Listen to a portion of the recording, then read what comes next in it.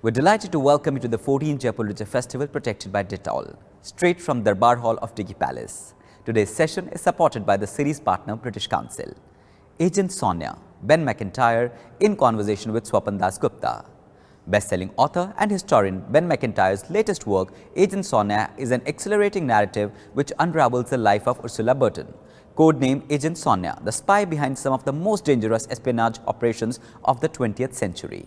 Her escapades included a failed assassination on Hitler, spying on the Japanese and other covert missions for Moscow. MacIntyre's other books include Agent Zigzag, Operation Mincemeat and A Spy Among Friends. In conversation with Swapan Dasgupta, he discusses the life and times of a lover, mother, soldier and spy. Ben MacIntyre has written a weekly column in The Times since 1998 on history, espionage, art, politics and foreign affairs.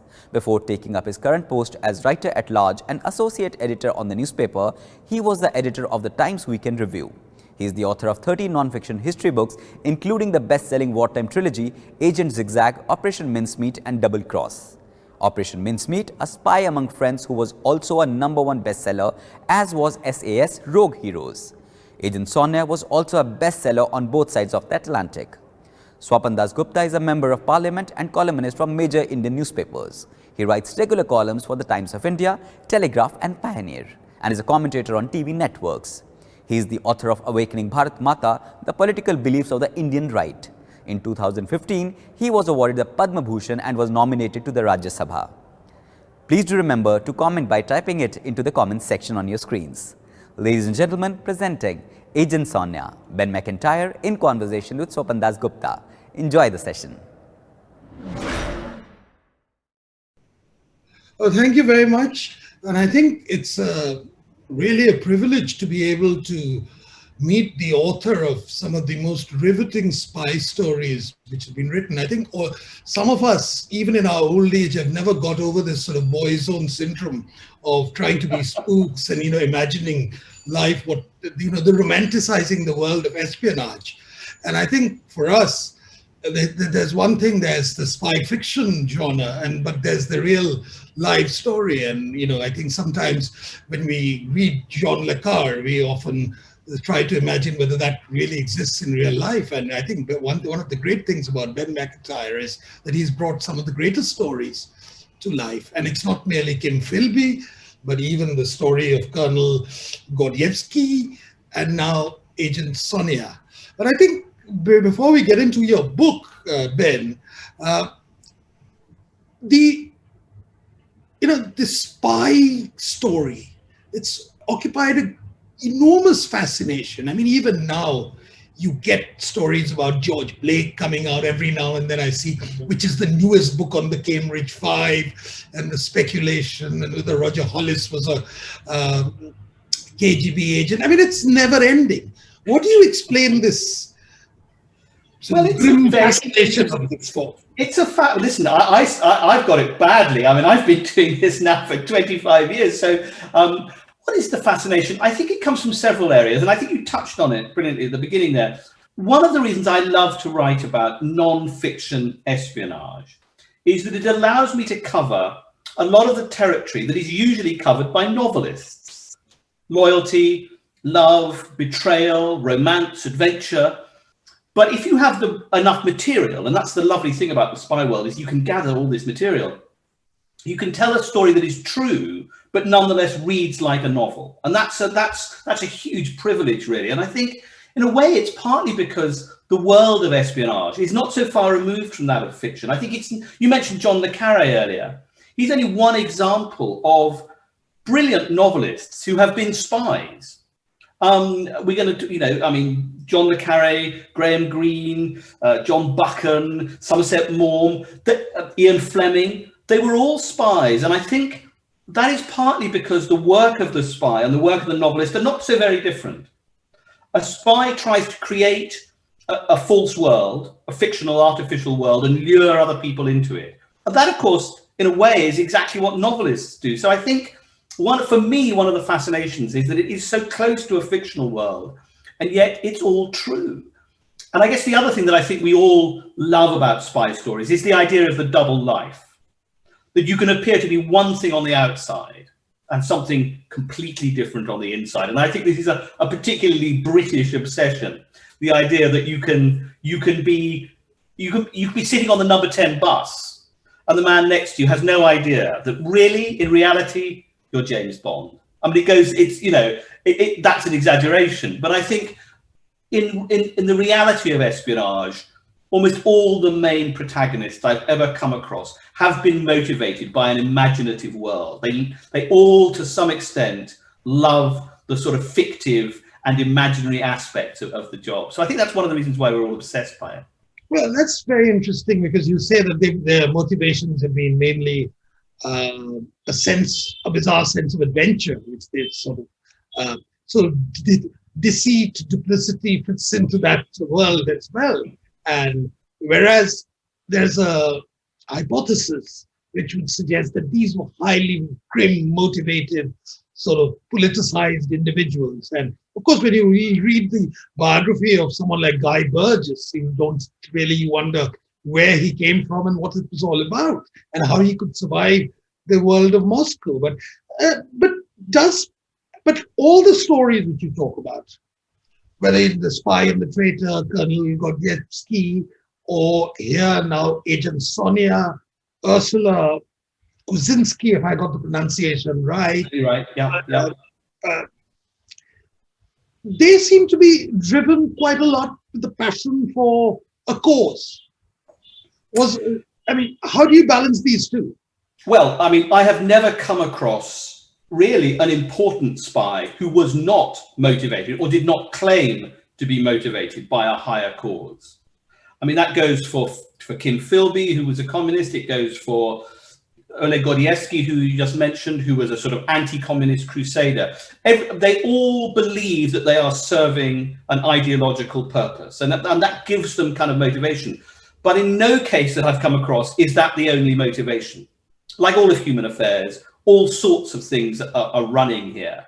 And in the case of many of them, it involves not just this kind of cleaving to a very specific ideological standard, but also ambition, romance, a kind of an affection for a particular kind of danger. I think that is also part of it. I mean, that is particularly true of Ursula, the woman we're going to talk about now. I mean, I think she was really, she loved the danger, she loved the adventure.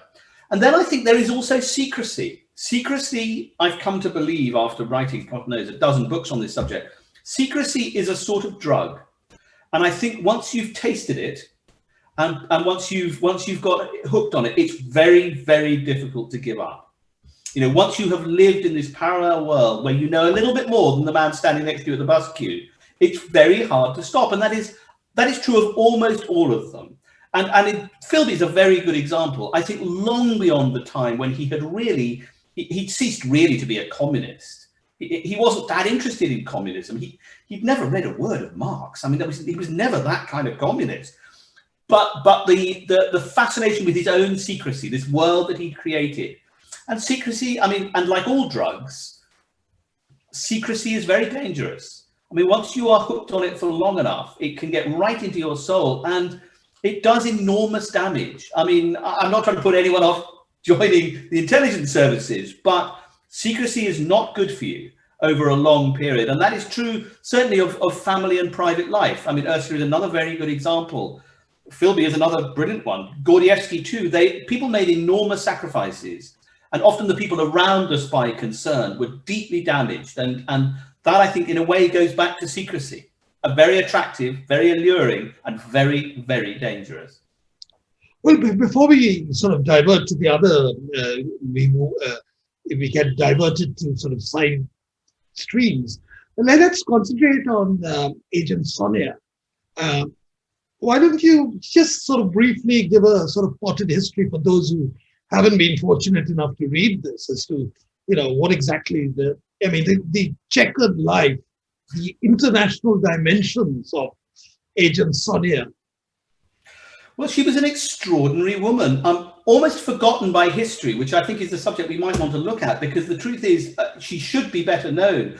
Her name was Ursula Kuczynski. She was born in Berlin just before the First World War. She was brought up in a a prosperous Jewish Berlin family, very academic, very intellectual. And she witnessed the Weimar Republic, the kind of chaotic moment in German history between the wars, when economic dislocation and a brutal battle between left and right was erupting, between the fascists on the right and the Communist Party on the left. And like many of her class and of her time, she came to believe that communism was the only way to defeat fascism. She was a ferocious anti-Nazi campaigner, and one has to remember that, because that's really what motivated her throughout her life. At the age of 17, she joined the Communist Party. She never left it. She remained a communist throughout her life. And at the age of 21, she moved to Shanghai with her husband, an architect called Rudolf Hamburger. And there she was recruited for Soviet military intelligence, the group we now know as the GRU. Very controversial they are too. And they were then. They were the Red Army Intelligence Service.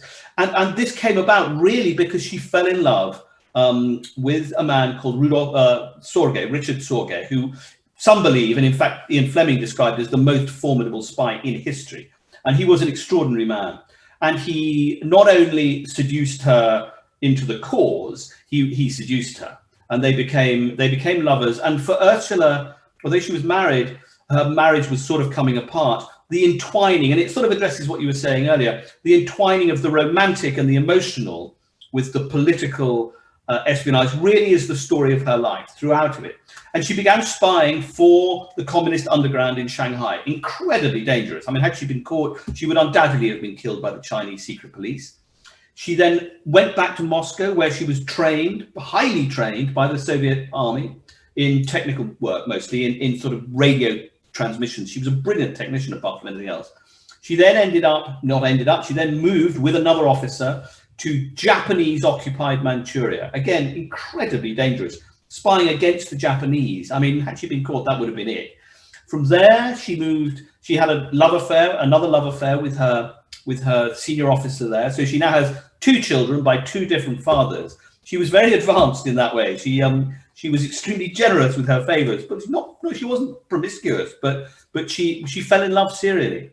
From there, she moved to Poland. From there, she moved on the eve of war, and then she moved to Switzerland during the war, where she was running the most important spy ring inside the Reich, the Third Reich. She was running communications with Moscow, and she was extracting really secrets of the highest quality from the Germans, which were going to the Soviets. And then, amazingly, her final posting really was to Britain, where she arrived at the height of the war. And even though the Soviet Union, Britain, and America were in alliance against the Axis powers, she was really spying on Britain. And she began to collect intelligence about the building of the atomic bomb. I think it is pretty clear. She had an amazing spy inside the British atomic weapons program, a man called Klaus Fuchs. And without him, I think it's pretty clear the Soviets would not have been able to build the bomb at the speed that they did. So when the Soviets detonated their bomb in 1949, that was largely down to Klaus Fuchs and Ursula Kuczynski. And by this point, to go back to our double life, Ursula was living in a tiny cottage in rural Oxfordshire. Her neighbours knew her as Mrs. Burton. She was married to an Englishman. By day, she seemed to be a perfectly ordinary English refugee housewife. In fact, in the privy, in the outside loo in the back garden, she had built a very powerful radio transmitter with which she was communicating with Moscow. So you don't get much more contrasting double lives than that. That's a real canter through a very complicated life, but it gives you, I hope, an idea of this extraordinary life. What's fascinating about this story of Sonya, or Ursula, is the number of side characters which we encounter along the way. And you mentioned Richard Sorge is one of them. Even Klaus Fuchs is one of them. Joanne Packford, I think, was, some of them were very, very dedicated communists, and especially at a time when, in hindsight, we look upon Stalinism as the greatest evil or the greatest distortion that the Reds ever encountered in their existence. And here were all of them, extremely talented people who went and, unflinchingly and without any inhibition, worked for them.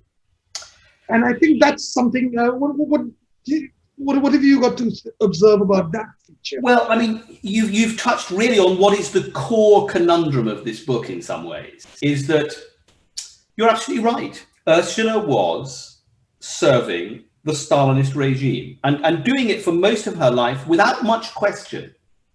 But in order to understand, she's not a one-dimensional heroine, Ursula. She's a complicated creature. You know, she is serving the wrong side of history, if you like. I mean, looking back on it with our perspective, we know now what Stalinism was really about. And she would have argued that she didn't really. At the time that it was going on in the 30s and 40s, she didn't really know. And when she did discover, she was shattered. That's only a partial explanation. We don't have to take that entirely at face value. I do think, though, that in order to understand people like Sonya, Johann Patra, you mentioned, Philby perhaps, and many other dedicated communists who weren't spies, who just believed in communism, to understand that, you have to understand what was happening in the world at that time in the 1930s. The Spanish Civil War raging. You know, this appeared to many highly intelligent people across the world to be a battle between good and evil. Many people genuinely believe that the only way to stop Hitler and the fascists and Franco and the march of the right was the extreme left. And we have to remember, certainly in the early 1930s, it was a perfectly respectable intellectual position to take that. Many of us might have gone exactly the same way if we'd been grown up and seen what was happening in the world. So I think to judge the past by the standards of the present is always a danger, you know, and one has to put it in context. But undoubtedly, I mean, here's a good example. In the 1938, Ursula was being trained in Moscow. She was at a special spy school there. And it was the height of the Stalinist purges. I mean, Stalin murdered more than 1.5 million people, most of whom were completely innocent. And Ursula's friends and colleagues were killed at an astonishing rate. I mean, virtually every single person she knew in the intelligence world was liquidated in this kind of explosion of Stalinist paranoia. Now, writing with hindsight, she says, I didn't know this was happening. My friends were disappearing. They were making mistakes. It's one of the elements of her life that make me feel a bit queasy, because actually, I think she turned a blind eye, as many people did in the Soviet world. They did not want to see what was really happening. So purely for self-preservation, she didn't want to address what was really going on, because to do so, to stand up against it, would have been suicidal. She knew that there was nothing she could do about it. And so in a very human way, in a way, perhaps not a terribly brave way, but she backed away from it. But when she did find out late on in her life, in the late 50s and early 60s, when the truth about Stalinism was revealed, when Khrushchev denounced Stalin famously and the truth about the gulags began to emerge, Ursula was devastated. I mean, she was genuinely, deeply distraught by the discovery that the truths that she had espoused all her life were, in fact, many of them based on lies. And that, again, makes her a very interesting character. It doesn't make her perfect in any way, but it means that she lived to a very, very old age, Ursula. She died at the age of 93. And so you have somebody here who was very young when the Bolshevik Revolution took place and very old when the Berlin Wall came down. So her life really does encapsulate, in some ways, the whole of communism. And I found that fascinating. I thought it was a vehicle for looking at what communism was and how certain people could become caught up in it. Her life is very remarkable in that way. It's the whole thing.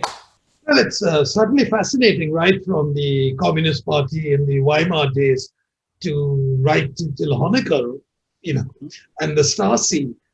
That's quite a jump and quite an experience. But in many ways, I think Ursula was extremely lucky. I think she was lucky in escaping the fate of many of her colleagues in the intelligence service.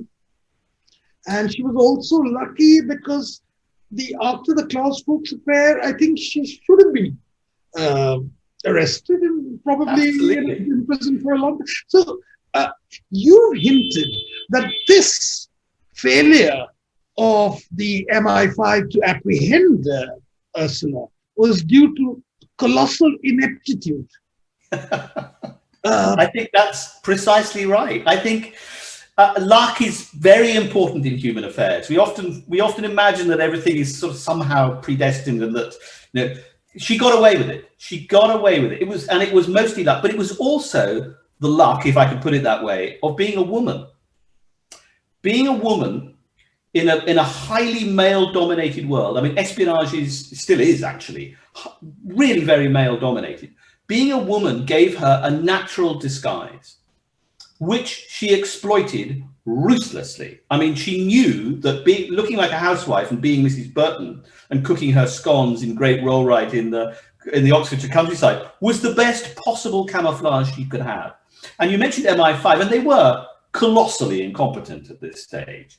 But reading through the MI5 files on the Burton case, I mean, she was under surveillance. They were watching her. Particularly, they were watching her husband, because as usual, they thought the male was a much more dangerous creature than the female. In fact, her husband, Len, had been recruited by Ursula. He was her sub-agent. So they got it completely the wrong way around. But there are these, with hindsight, hilarious reports in the MI5 files where the reporting officer, usually a man with a moustache, will be saying, well, it can't possibly be Mrs. Burton because she's a mother and she has 3 children and she bakes extremely good cakes. So we really don't need to look at Mrs. Burton. And time and again, you can see sort of the ingrained sexism of the time working fantastically to her advantage. So it was luck. Undoubtedly, luck played a huge part.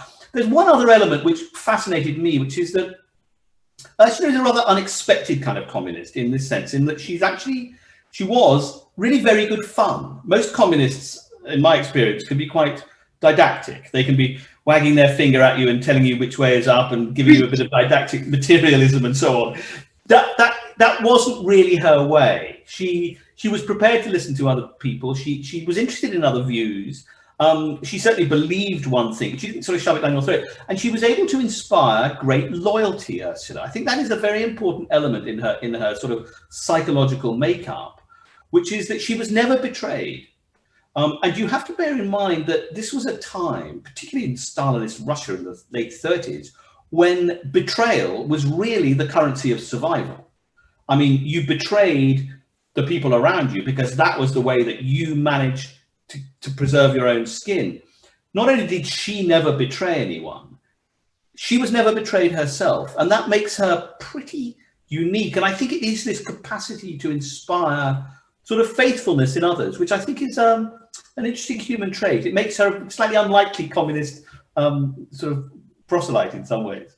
Well, you mentioned the fact that she was a woman meant that she was not taken half seriously, and her role was discounted at every step.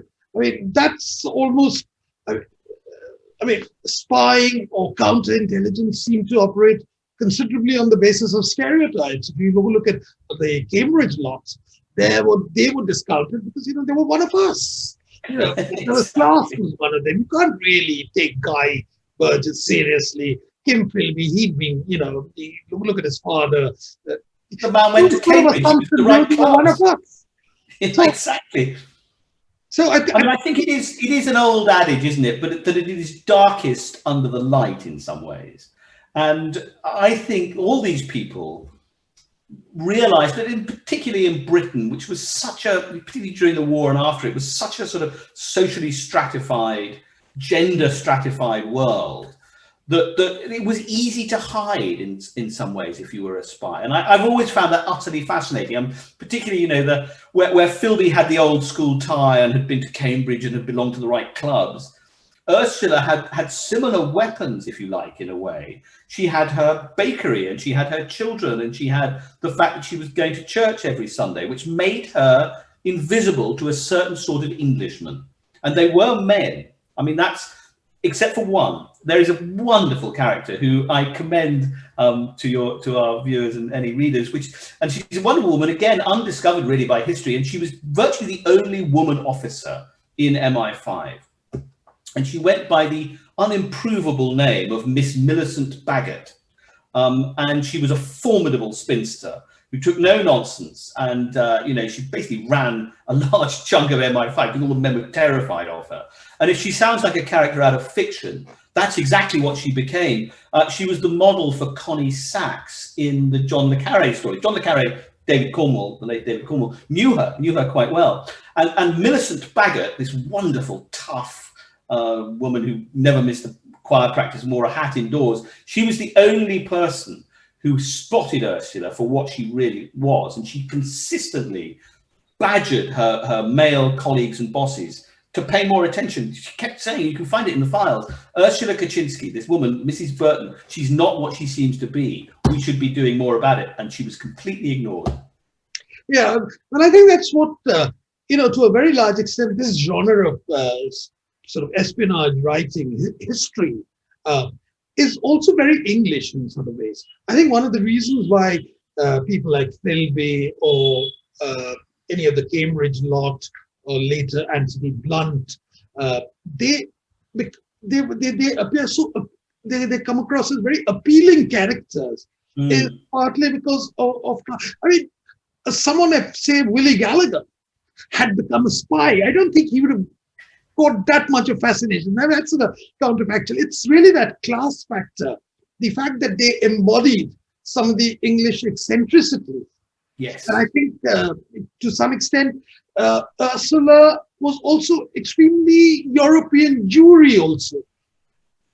So they do fit into a certain cosmopolitanism and here in this case, eccentricity. So I think that's right.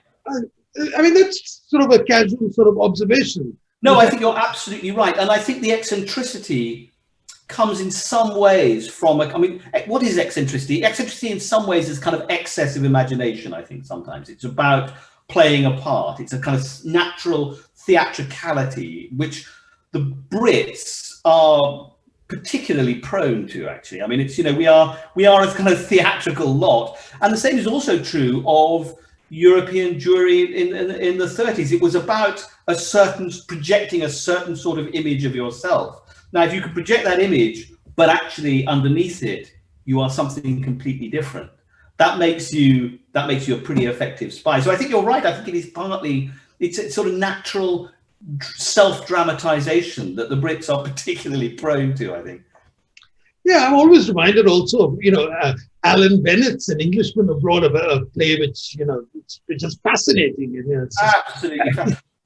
The one I absolutely loved of Alan Bennett's is called A Question of Attribution, which is the one about Anthony Blunt, which is just brilliant at kind of the way that Blunt, who became, as everyone knows, became surveyor of the Queen's Pictures. Sir Anthony Blunt, a man of the most sort of concrete establishment credentials, himself a lifelong communist covert agent. So, he's in a way the most fascinating of them all, I think, Blunt, an extraordinary man. Well, there's a line in Tinker Tailor Soldier Spy where I think Bill Hayden, once he's unmasked, is asked, why did you do it?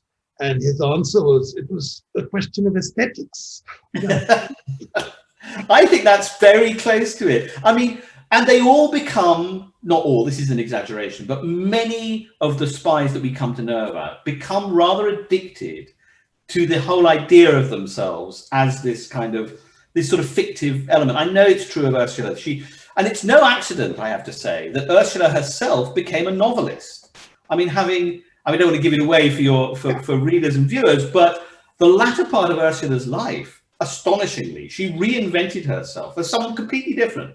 She reinvented herself as a children's novelist under a different name, and she became more successful, better known as that than she ever would as a spy. And she sold hundreds of thousands of copies. In fact, she was once referred to as the Enid Blyton of the communist world. I mean, she became hugely successful by thinking herself, if you like, into a new role. Yeah. Well, we've talked about this, and you've been a prolific writer, although I sometimes wonder how you can combine your journalism with so much of original research. Now, what are you working on these days, if that's not a trade secret? No, not in the slightest. Oddly enough, I'm writing about a subject that is strangely appropriate to lockdown. I'm writing about Colditz prison camp, which is a wonderful subject for me. I mean, it's a departure in a way from the intelligence world, although there were spies in Colditz. Again, they've never really been written about.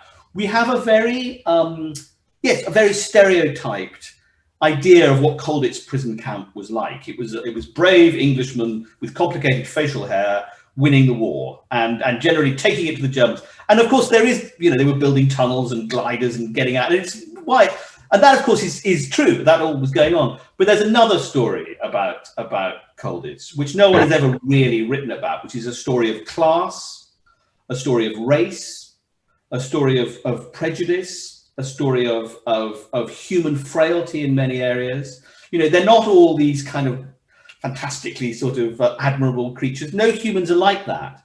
And what I love about the Colditz story is that it gives me, in a way, a theatre, a kind of closed area in which I can explore the different ways that humans behave under circumstances that are not of their choosing, that are, you know, they've been thrust into this very controlled, obviously, internal world. And while I'm fascinated by all the escapes and the technology and the thinking of tunnels, I'm sort of equally interested in the psychology. And fascinatingly, there was one Indian prisoner in Colditz who, again, has never really been written about. And he was absolutely fascinating man called Birendranath Mazumdar. He was a doctor.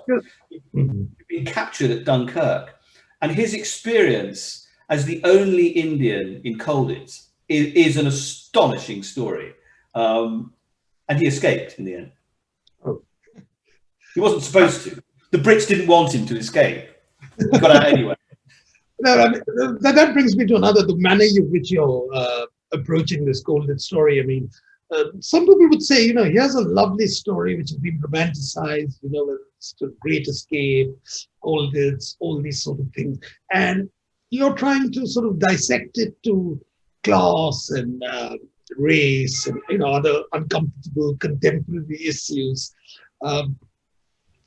I hope so. I sometimes wonder, I know what I'm going to say is terribly politically incorrect, but, you know, sometimes should we leave the romance of history intact?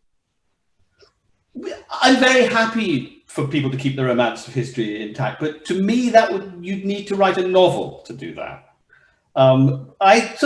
I've always been very struck by the way that, yes, we want to preserve our myths. We want to preserve the legends that are so full of color and life. But really, we have the television, we have the radio, we have novelists to do that for us.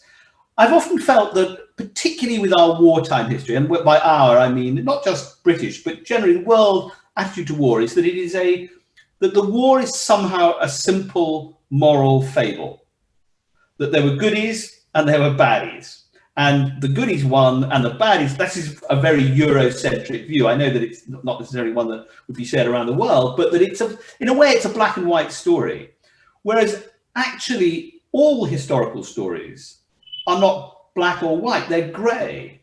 And they're written in shades of grey, and that humans, very often, very good and moral humans, do the wrong thing for the right reasons, or the right thing for the wrong reasons. It's not a simple story.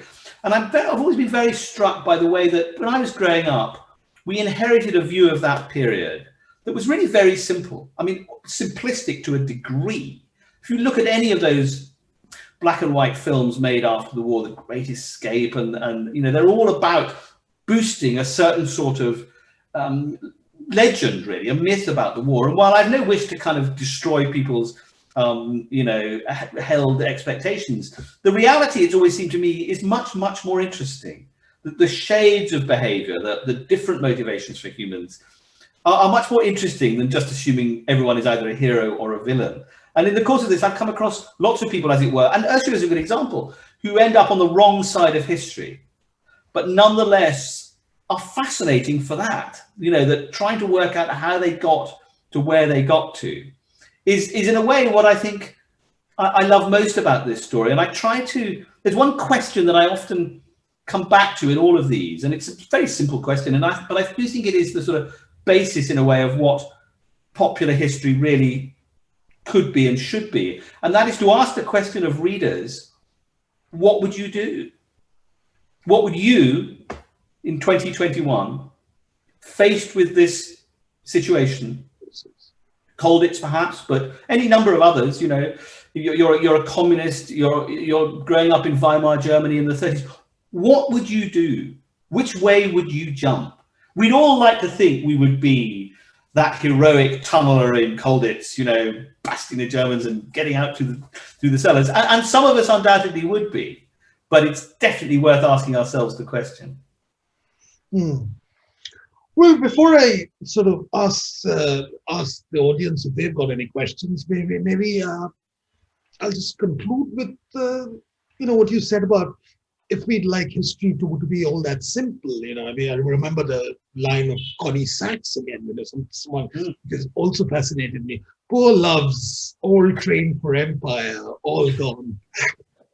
But you see, I think that's so fascinating because I'm fascinated in the sort of post-imperial decline of Britain. I think it's such a fascinating subject and one that we daily wrestle with here. You know, the statues are coming down or being put up. You know, there's a whole debate about what empire was about, and obviously it's raging in India as well at the moment. And it's a fascinating one. And again, the way I was brought up, you know, I'm in my 50s now, but even when I was young, the whole story of empire was very simple. It wasn't a complicated story at all. You know, the world was pink, or had been for a long, long time, and that was entirely to the world's benefit. We know the real story is a very, very different one. And I think, you know, the way we interrogate our own pasts is what gives history its value.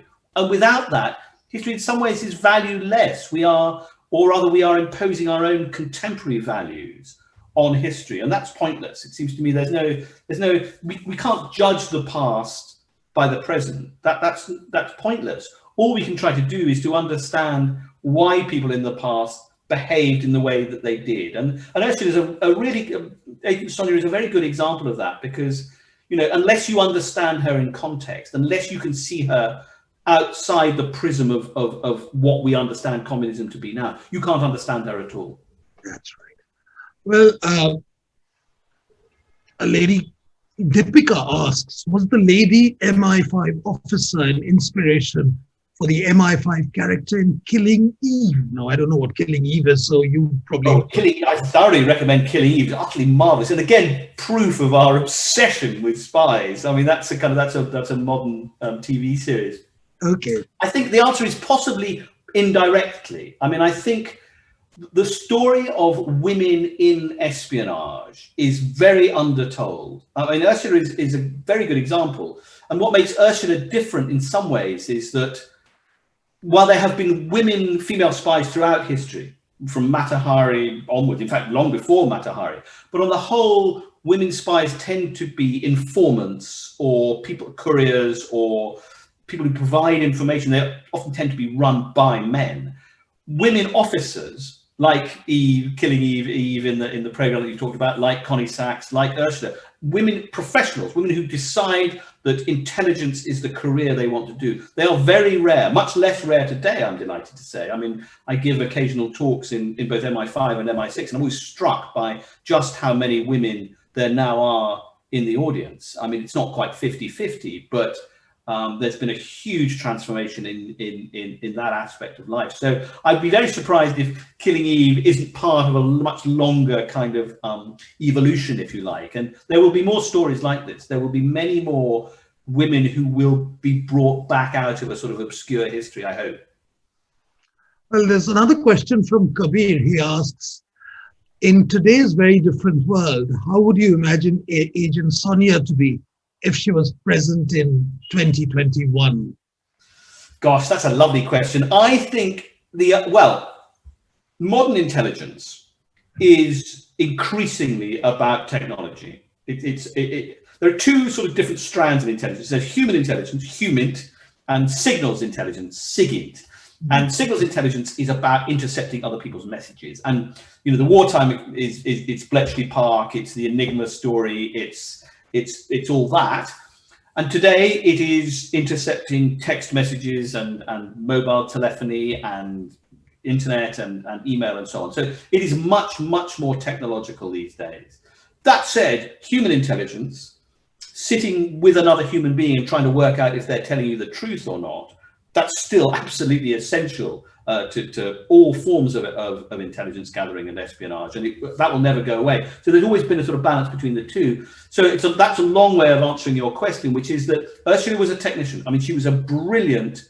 She could put a radio together, and I'm not exaggerating, from bits of old bottle top and copper wire and whatever she could find in the local hardware store. And she was absolutely brilliant at it. I mean, there's an extraordinary scene when she was in Japanese occupied Manchuria, when she had to climb on the roof and erect an aerial by hand, by lashing it to the chimney.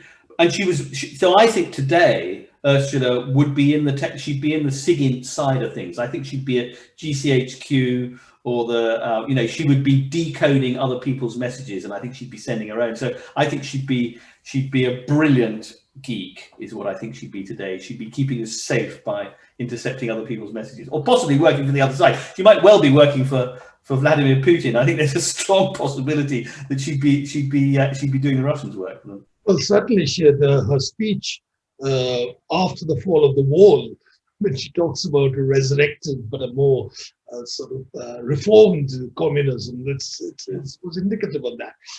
Another question from Kamia.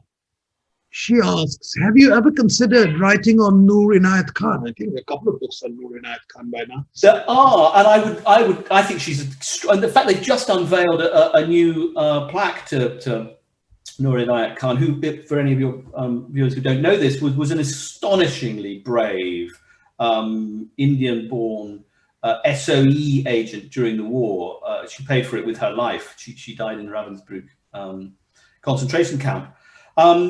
She's a wonderful subject. The difficulty I have with, not just because, and I've written about her in journalism a few times, and I've always found her story both fascinating and deeply tragic in lots of ways.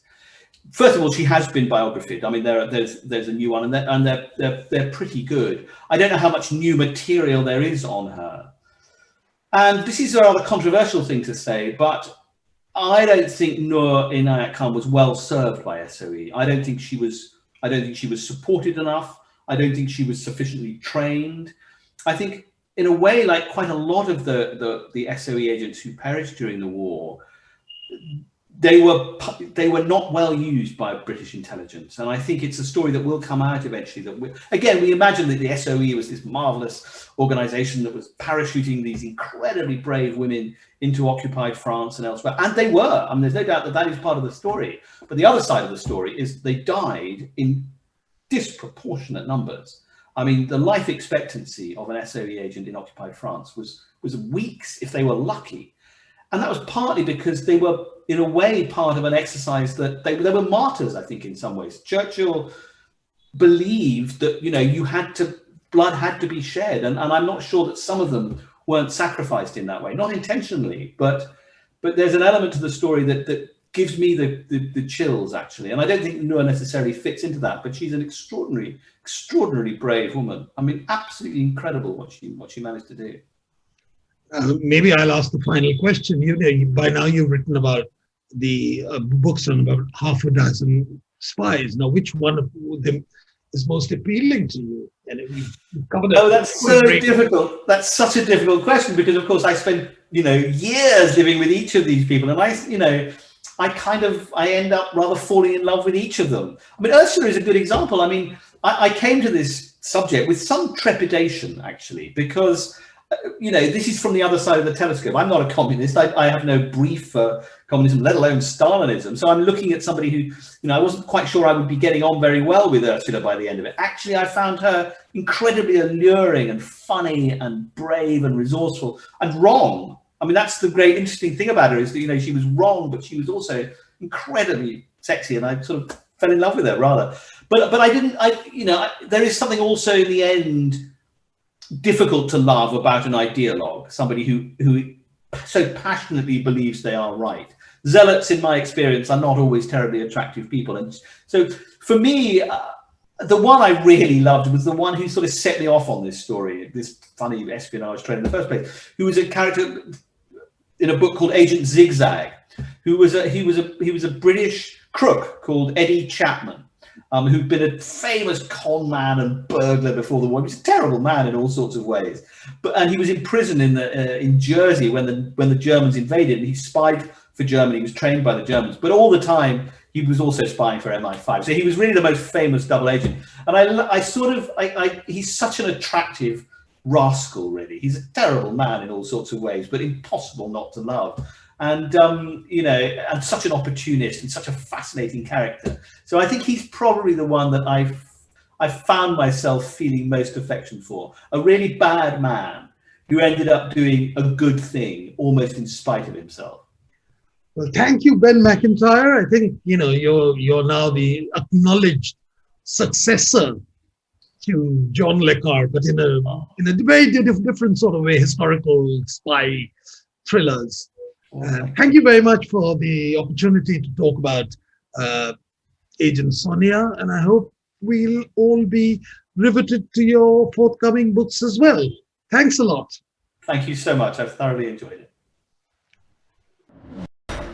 Thank you, Ben MacIntyre and Swapan Dasgupta, for that riveting conversation.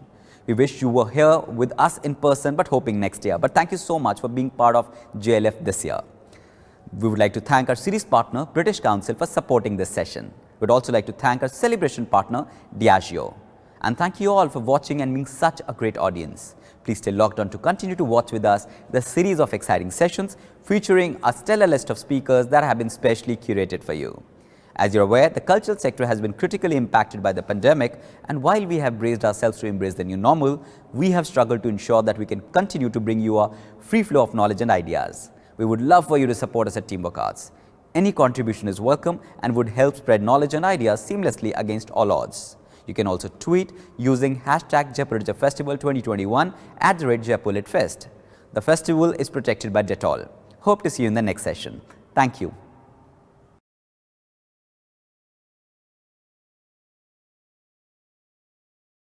To all storytellers and story lovers, my name is Laksh Datta.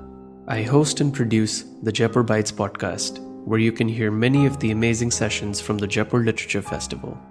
I also produce a few other podcasts, as you can see right here. English, Hindi, fiction, non-fiction. If you see something you like, maybe you can take a screenshot of this right now. I'll give you a second. And tune in later. Find them on your favorite podcast app.